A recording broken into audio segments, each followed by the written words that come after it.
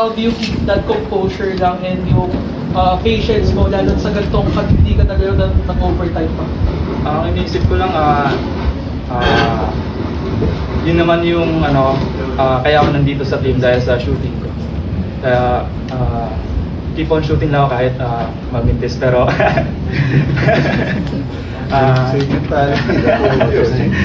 pero yun nga, sabi ni Coach, hindi pilit kasi alam ko na pag dumadaan sa akin ng bola, may mag-help. So, one more pass lang. Coach, you talked about grit earlier na nag-develop dito sa team. Pero specifically, can you talk about yung grit na pinakita ni Mati? Kasi yun nga, 0-2 before that game-winning 3 is not that easy to shoot that shot given yung pinagdaanan niya throughout this game. I think that's one thing na si Mati struggles with, really playing the next possession. But today, kinalimutan niya. And that's how we should play always.